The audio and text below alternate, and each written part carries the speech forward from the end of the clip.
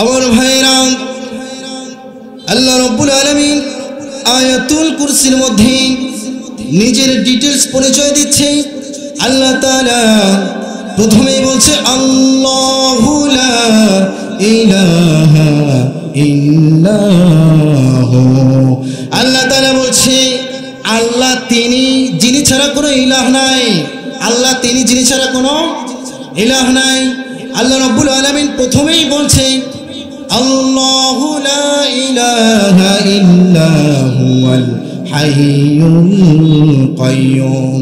আল্লাহ রাব্বুল আলামিন হলো তিনি, যিনি ছাড়া কোনো ইলাহ নাই, যিনি ছাড়া কোনো মাবুদ নাই, যিনি ছাড়া কোনো আইনদাতা নাই, যিনি ছাড়া কোনো বিধানদাতা নাই। কিন্তু এই পৃথিবীর মধ্যে কিছু মানুষ এমনও আছে আল্লাহ তাআলা ছাড়া অন্য কাউকে আইন প্রণেতা মনে করে। কথা বলেন ঠিক কিনা? আল্লাহ রাব্বুল আলামিন বলছে পৃথিবীর মধ্যে একমাত্র আইনদাতা হলাম আমি, পৃথিবীর মধ্যে একমাত্র রব হলাম আমি। পৃথিবীর মধ্যে অনেকেই তো নিজেকে মনে করে আমরাই হলাম ক্ষমতার উৎস, অনেকেই বলে জনগণ হলো ক্ষমতার উৎস। আল্লাহ তাআলা বলছে জনগণ কখনো ক্ষমতার উৎস হতে পারে না, জনগণ কখনো কোনো ক্ষমতার মালিক হতে পারে না। একমাত্র মালিক হলাম আমি আল্লাহ।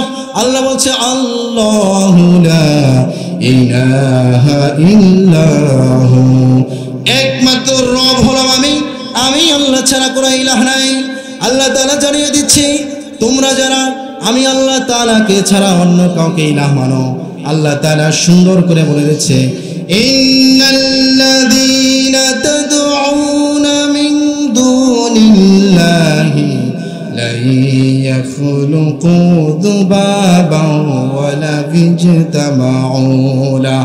আল্লাহ তাআলা বলছে ও দুনিয়ার মানুষেরা, তোমরা যারা আমি আল্লাহকে ছাড়া অন্য কাউকে রব মানো, অন্য কাউকে আইন প্রণেতা মানো, আমাকে ছাড়া তোমরা যার অন্য কার পূজা করো, শুনে রাখো আমি কোরআনে কারীমের মধ্যে একটা আয়াত দিলাম।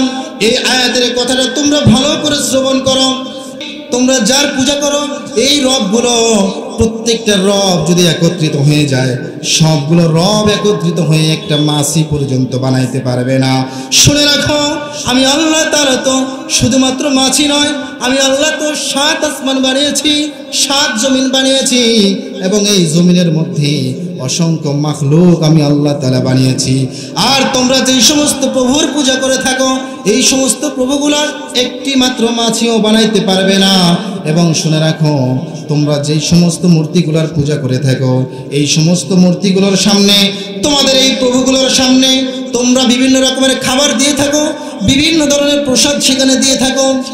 তোমাদের সেই খোদাগুলো একটি মাছি বানানো তো দূরের কথা, যদি একটি মাছি যদি তোমাদের প্রভুর সামনে থেকে যদি খাবার তুলে নিয়ে যায়, সবগুলো খোদা মিলে ওই মাছিকে বাধা দিতে পারবে না। কথা বলেন ঠিক কিনা? মনে পড়ে গেল আমার হযরত ইব্রাহিম আলাইহিস সালাতু ওয়াস সালামের কথা। ইব্রাহিম নবী জন্মই তো হয়েছে যার বাবা ছিলেন মূর্তির কারিগর। কথা বলেন ঠিক কিনা? এই ঘরেই তার জন্ম, এমন জামানায় তার জন্ম হয়েছে সকলেই মূর্তি পূজা করত। নগরীর লোকজন একবার ইব্রাহিমকে ডেকে বলল, ওগো ইব্রাহিম, আমাদের সঙ্গে তোমাকে নগরীর বাহিরে যেতে হবে, আমাদের সঙ্গে তোমাকে পূজায় যেতে হবে। ইব্রাহিম বলল, ইন্নী সাকিম, আমি তো অসুস্থ, আমি যেতে পারবো না, তোমরা যাও। সকলে যখন নগরীর বাহিরে চলে গেল, ইব্রাহিম নবী সেই সময় ইবাদতখানার মধ্যে ঢুকে পড়ল।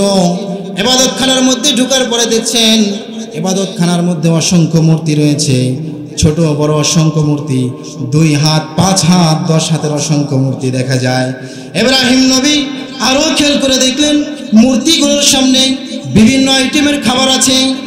এই নবী তখন সেই খোদাগুলোকে ডাক দিয়ে বলল, এই খোদা, তোমাদেরকে তো এই নগরীর লোকজন খোদা বলে, আমি তো তোমাদেরকে খোদা মানি না, আমি তো তোমাদেরকে হুদা মনে করি। ইব্রাহিম নবী বলল, তোমাদেরকে খোদা মনে করে, তোমাদের সামনে এত খাবার দিয়েছে, তোমরা খাবারগুলো খাচ্ছ না কেন? তারা তো কোনো কথাই বলছে না। মালাকুম লা তানতিকুন। ইব্রাহিম নবী বলল, কি ব্যাপার, তোমরা খাবারও খাচ্ছ না, কথাও বলছো না?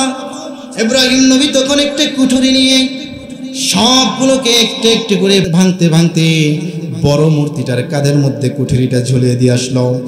নগরের লোকজন যখন উৎসব থেকে ফিরে আসলো, আসার পরে তিনি দেখতে পারলেন ইবাদতখানার ভিতরে যতগুলো মূর্তি ছিল, যতগুলো খোদা ছিল, সবগুলো খোদা ভেঙ্গে চূর্ণ বিচূর্ণ হয়ে গিয়েছে।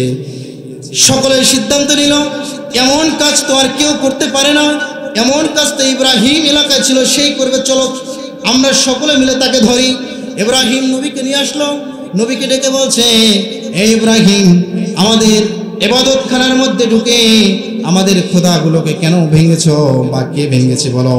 ইব্রাহিম নবী বলছে, তোমাদের খোদাগুলোকে জিজ্ঞেস করো, অথবা তোমাদের যেই খোদাটা কুঠুরি নিয়ে দাঁড়িয়ে আছে সেই খোদাকে জিজ্ঞাসা করো।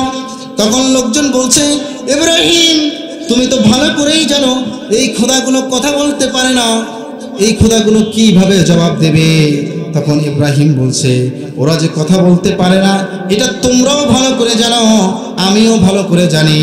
তাহলে যেই খোদা নিজে কথা বলতে পারে না, যেই খোদার এতগুলো হাত থাকতে নিজেকে রক্ষা করতে পারে না, যেই খোদা নিজেকেই সেভ করতে পারে না, সেটা আবার তোমাদের কিভাবে খোদা হয়, সেটা আবার তোমাদের কিভাবে রব হয়, সেটা আবার তোমাদের কিভাবে আইন প্রণীত হয়। কথা বলেন ঠিক কিনা?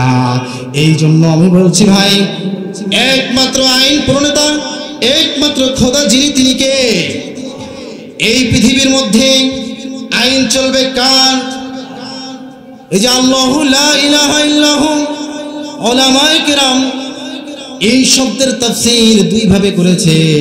একটা হলো আল্লাহ ছাড়া কোনো ইলাহ নাই, আরেকটি হলো আল্লাহ তাআলা ছাড়া কোনো আইনদাতা নাই।